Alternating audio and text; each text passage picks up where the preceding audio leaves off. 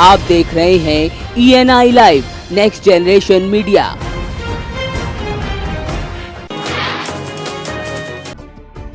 नशाखोरी के खिलाफ एक अनोखी पहल बलिया में देखने को मिली तो पूरे इलाके में चर्चा का विषय बन गई। यह मुरारपट्टी गांव में संगीता की बारात आनी थी तो माहौल खुशनुमा था, तो लोग थिरक रहे थे। तो साथ ही संगीता के एक फैसले से लोगों की खुशियां काफूर हो गयीं। तो लोग जहां दुल्हन को मनाते रहे, लेकिन संगीता अपने फैसले पर अडिग रही। बता दें कि संगीता का जिससे विवाह होने जा रहा था वो दूल्हा राजन शराब के नशे में चूर था, जिसको देख संगीता ने ऐसा कदम उठाया और शादी से इनकार कर दिया। तो वहीं दूल्हा अपने ऊपर लगे आरोपों को सिरे से नकार रहा है।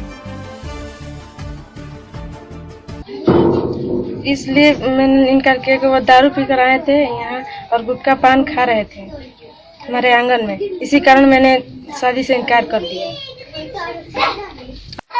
मैं नशे करने वाले के साथ शादी कर ही नहीं सकते, इसी कारण मैंने इनकार कर दिया। राजन हरिजन।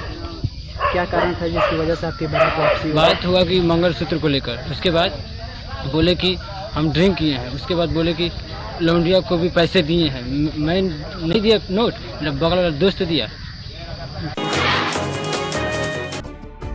बुंदेलखंड कुदरत के कहर से अछूता नहीं है। यहाँ जैसे जैसे पारा आसमान छूता है तो वहीं लोगों को पीने के पानी की किल्लतें बढ़ती हैं। ऐसे में दूषित पानी पीने से होने वाली बीमारियों से बचने के लिए लोग घरों व दुकानों में मिनरल वाटर का इस्तेमाल करते हैं। अब मिनरल वाटर पी रहे एक परिवार के घर में कंटेनर में कीड़ा निकला तो पानी की सप्लाई करने वाले से जब पड़ताल की गई तो उसने गलती स्वीकारी। ऐसे में छोटी सी गलती का खामियाजा बड़ा हो सकता था, जिस पर प्रशासन ने पानी विक्रेताओं पर कोई लगाम भी नहीं लगाई है।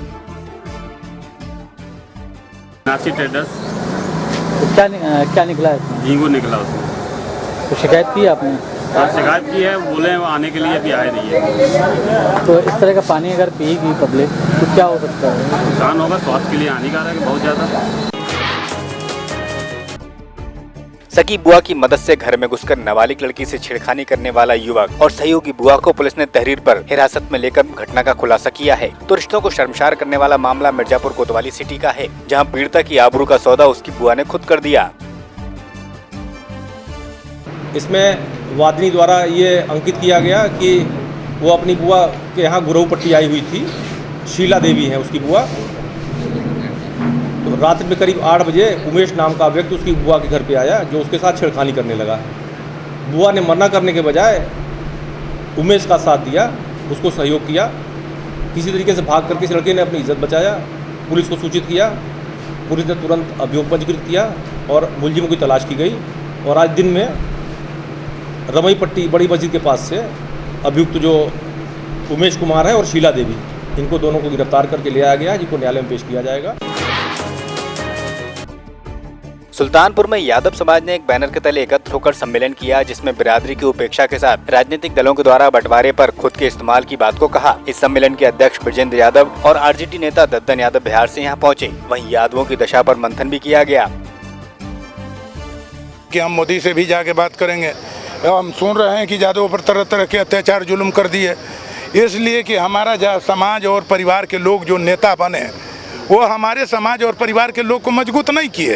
अब मजबूत न करने के कारण ही जोगी हम लोग पर मतलब कि वो अब सारी काम छोड़ के जादव पर पड़े हुए हैं। जादव तो अपना भलाई के लिए है। जादव तो दूध दही बेचता है, अपना परिवार चलाता है, आपको भी रक्षा करता है, लेकिन हमारा अगला सरकार मजबूत नहीं बना पाया। इसीलिए हमारा जादव पर दुर्दशा है। लेकिन हम लोग जिस दिन चाह जाएंगे उस दिन आपका जोगी सुधर जाएंगे। जोगी कोई बड़ा चीज नहीं। बाजार में गर्मी से निजात दिलाने के लिए बिक रही बर्फ कहीं आपकी सेहत के लिए हानिकारक ना हो। जी हाँ, रसायनविदों के अनुसार ये बर्फ सफेद जहर हो सकती है। तो इसको तैयार करते समय इसमें TTS, मैग्नीशियम और रासायनिक तत्वों का ध्यान नहीं रखा जाता, जिसके चलते ये खाने योग्य नहीं होती। तो साथ ही ये बर्फ बाजार भाव से काफी सस्ती भी मिलती है, जिसका इस्तेमाल सभी लोग करते हैं। अब फैसला आपको करना है कि आप इस बर्फ से बने पदार्थ को खाने के बाद ठंडे होना चाहते हैं या फिर अपना स्वास्थ्य ठीक रखना चाहते हैं।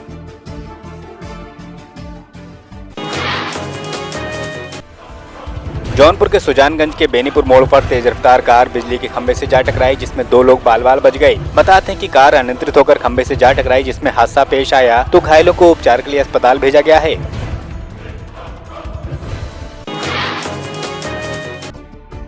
केंद्र सरकार के 3 साल पूरे होने पर भाजपा द्वारा जिला स्तर पर 3 साल की उपलब्धियों को बताया जा रहा है। इसी के चलते जोधपुर सांसद गजेंद्र सिंह शेखावत मोगा पहुंचे और सरकार की नीतियों को जनता के बीच रखा।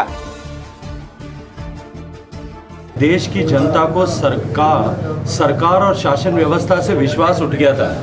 देश की जनता ये अनुभव करने लगी थी कि अब बाढ़ खेत को खा रही है, और उस विश्वास को कायम करने में देश की सरकार ने माननीय मोदी जी के नेतृत्व में सफलता प्राप्त की है।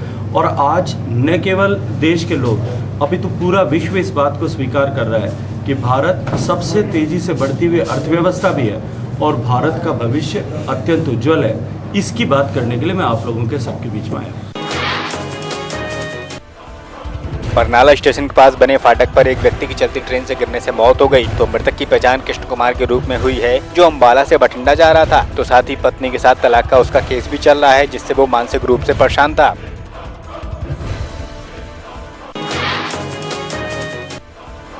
उमरिया के पनपथा में तेंदुपत्ता भंडारण का काम चल रहा था, जिसमें ऊपर सीट बनाते समय मजदूर नीचे गिर गया, जिसको आनन फानन में उपचार के लिए अस्पताल लाया गया, जहां उसकी मौत हो गई। तो साथ ही मजदूर के अनुसार वो सिर के बल नीचे गिरा, जिसमें उसकी मृत्यु हुई है। फिलहाल पुलिस ने मामले की पड़ताल शुरू की है।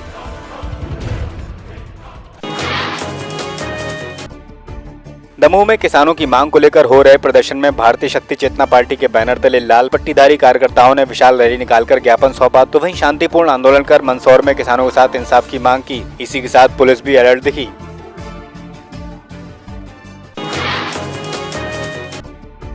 सिंधी वेलफेयर मेडिकल सोसाइटी की तरफ से समर कैंप का आयोजन किया गया, जिसमें शिवरात्रियों ने रंगारंग कार्यक्रम प्रस्तुत किए। तो गणेश वंदना से कार्यक्रम का आगाज हुआ। इस दौरान प्रतिभागियों को सम्मानित भी किया गया।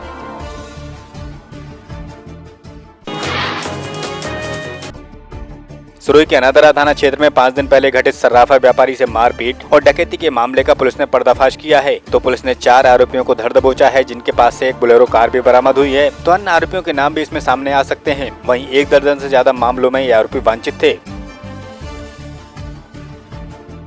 ये डकैती का प्रकरण हुआ था, जिसमें बेसिकली एडिशनल एसपी सिरोही और सीओ रेवदर की टीम ने वारदात में जो कानाराम रेबारी और परवाराम रेबारी 2 को गिरफ्तार कर लिया गया है। और बाकी जो मुलजिम थे उनका पीछा करते हुए उदयपुर से सूरत तक गए। सूरत की टीम उनको लेने के लिए गई हुई है। बाकी मुलजिमों को भी हम कल तक गिरफ्तार कर लेंगे। इसमें देखने वाली बात यह है कि जो बुरा ग्रासिया के खिलाफ 5 प्रकरण दर्ज हैं, अशोक जो ग्रासिया उसके खिलाफ 13 प्रकरण दर्ज हैं। इनमें से एक जो है सोहन जो है उसके विरुद्ध कुल 22 प्रकरण दर्ज है और स्टैंडिंग वारंटी भी है शिवगंज थाने का। तो ये सभी इस तरह के पुराने हैबिचुअल क्रिमिनल्स हैं।